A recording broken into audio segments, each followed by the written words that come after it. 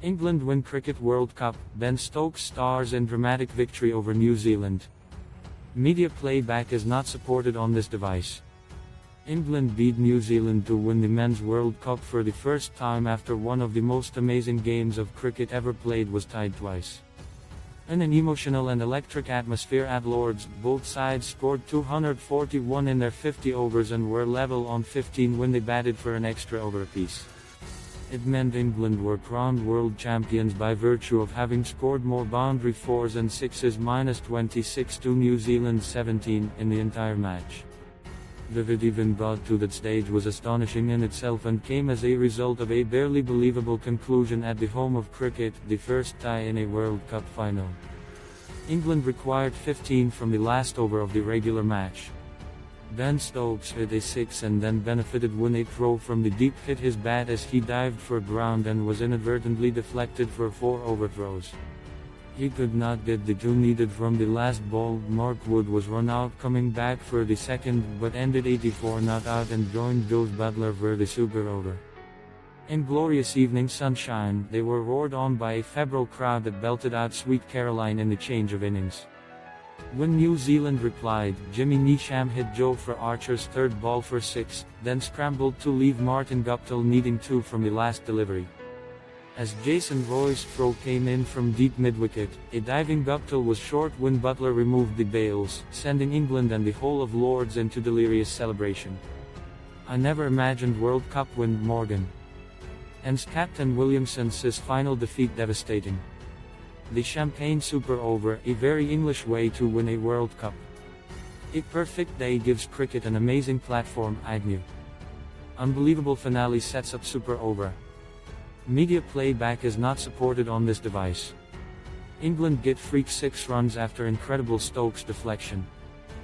England were all but out of the game at 86-4, squeezed by New Zealand's skillful bowling, sharp fielding and smart tactics. Gradually they were dragged back into contention by Stokes and Buttler through patience, calmness and a little fortune.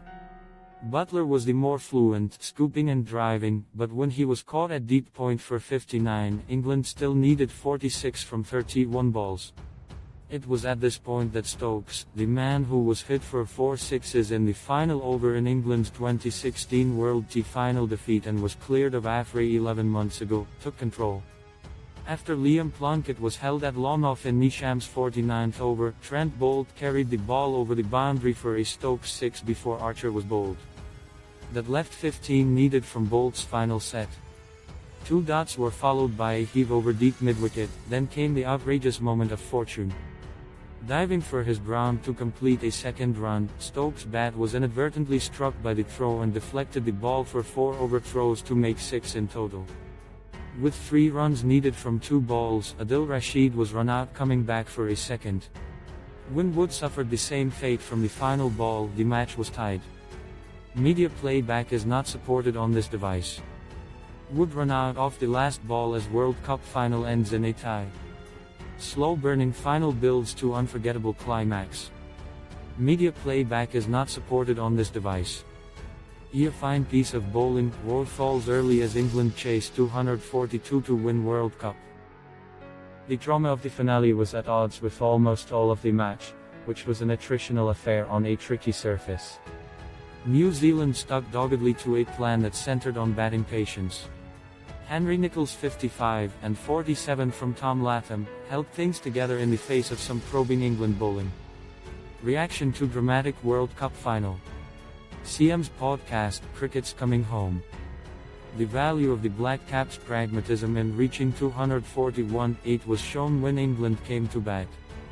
Nat Henry had roll caught behind, the miserly Colin D. Grandome ensured Joe Root suffered a similar fate, Lockie Ferguson got Johnny Bairstow to play on, then took a wonderful catch to hold Eoin Morgan at deep point. England were floored, then came Stokes, the tie, the super over and an unforgettable conclusion. Media playback is not supported on this device. England captain Morgan brilliantly caught as ends tight control. Buzzing Lords plays its part in history. It can be argued that in just getting to the final, and therefore ensuring that it would be broadcast on free-to-air television, England had already given cricket in the UK an invaluable boost. But those who did vote witnessed the greatest World Cup final of all time and one of the most memorable moments in British sporting history. As spectators streamed from St John's Wood Station on Sunday morning, they were greeted by drummers, jugglers and dancers on roller skates. Media playback is not supported on this device. A brilliant delivery, Wooks removes Guptill to give England early wicket. Inside the ground, they saw parachutists land on the nursery ground before the spine-tingling spectacle of the national anthems. That, though, was nothing compared to the emotion of the final hour, one of the most dramatic passages of sport you could ever wish to see. The explosion of noise when England sealed victory was deafening, and as the trophy was lifted, the crowd rightly sang that cricket was coming home. England's journey ends in glory. Ian Morgan was captain when England suffered an embarrassing early exit at the 2015 World Cup. This was the day that English cricket had been building to for 4 years, going back to when England were dumped out of the last World Cup in the first round. Off the field, a renewed focus was placed on one-day cricket through the vision of former director of cricket Andrew Strauss. On it, Captain Morgan and coach Trevor Bayliss gave the players a new freedom, and they responded with some spectacular performances, particularly with the bat. They began the World Cup as favourites and the number 1 ranked side, but at one stage found themselves one defeat from elimination.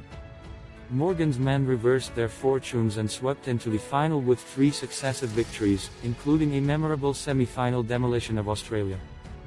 In the final, the roller coaster continued, only for the heroics of Stokes to leave England as worthy champions, matching the achievement of the England women's team on the same ground 2 years ago.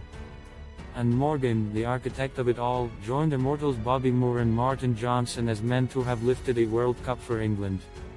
Media playback is not supported on this device. Watch England lift the Cricket World Cup. Written in the stars for Stokes' reaction, England batsman Joe Root. Wow. It's hard to sum it up. What a day, what a tournament. Everyone has done everything asked of them. We have performed under pressure. It was almost written in the stars for Ben Stokes. He's had such a tough time. I'm so proud of him and pleased for him and his family. England bowler Joe for Archer. I was pretty sure I was going to bowl at the super over. My heart is still racing. It's the biggest thing I've ever won. A great bunch of fellas, a really good family to me. England captain Ian Morgan. There wasn't a lot in that game. I'd like to commiserate Kane Williamson and his team. The fight they show is worth aspiring to, the example they set is commendable to all. It was a hard game where people found it hard to score. This has been a 4-year journey, we have developed a lot. We find it hard to play on wickets like that, and today was about getting over the line. Sport is tough at times. I was being cooled down by Liam Plunkett, which is not a good sign. I was up and down like a yo-yo.